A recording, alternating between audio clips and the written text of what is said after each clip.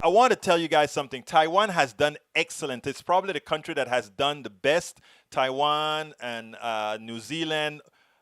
I guess, mostly countries run by women, but this one particularly run by a man. I guess the only one that's doing well.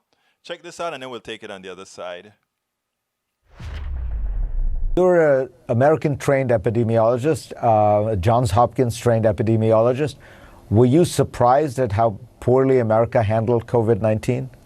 At the very beginning, the contagious probability had not been well recognized. That's maybe the reason why at the very beginning people ignored it, and they also didn't consider that personal hygiene and social distancing and this avoidance of large gathering is very important.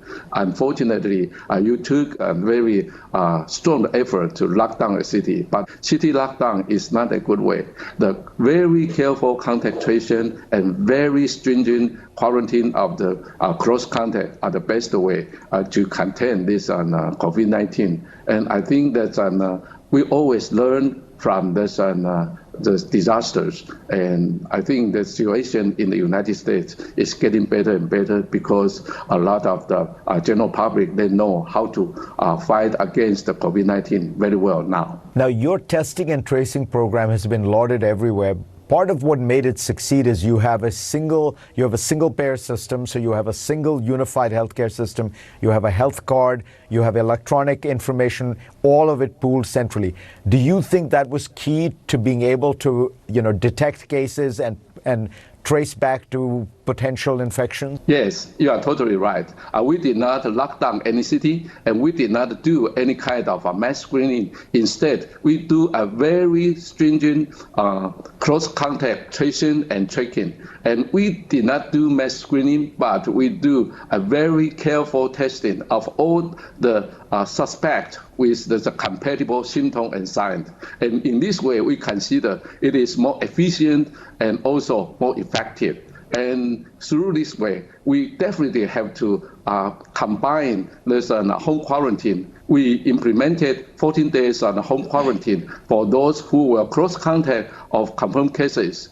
And this close contact has to stay at home for 14 days without going to anywhere. And among those 250,000 people who have been quarantined or isolated, basically 99.5% of them are following government's guideline very well. Only 0.4% of them got the penalty because they move out of their so-called restricted area. When you're quarantined, it's not a voluntary thing in the sense that you are given some kind of an electronic device, a cell phone. You are placed in a hotel, and you are checked on. And if you are somewhere, if the phone rings and you don't pick it up, you've left the phone at home and gone outside, you are apprehended. There, it is a very strict quarantine.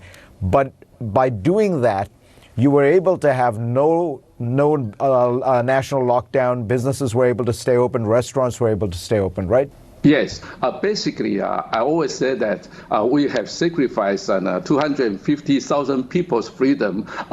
Everybody have the sacrifice for 14 days. But through this kind of home quarantine, we can assure that 23 million people in Taiwan, we can work normally, go to school normally, and live normally. So it's a kind of sacrifice of a small group of the people in the country, and then assure that all the other peoples at large, and they can live normally. And this is the way we try to contain COVID-19 and reduce the economic decline in Taiwan. Where do you think we are now for the next few months? Is the virus, exhausting itself as some people believe? Is it still as virulent, and we still need to be as vigilant? How would you describe the next few months? I think the first wave of this pandemic has not gone at all. It's still there and persists very well. And if we look at this, the number of increasing cases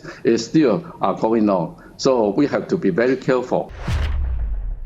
Imagine if we had leadership.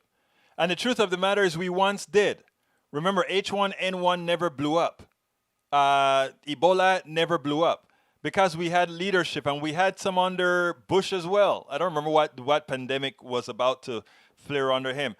Leadership. You know, you don't have to love the president or any of that to have good leadership, to follow the science and solve these problems.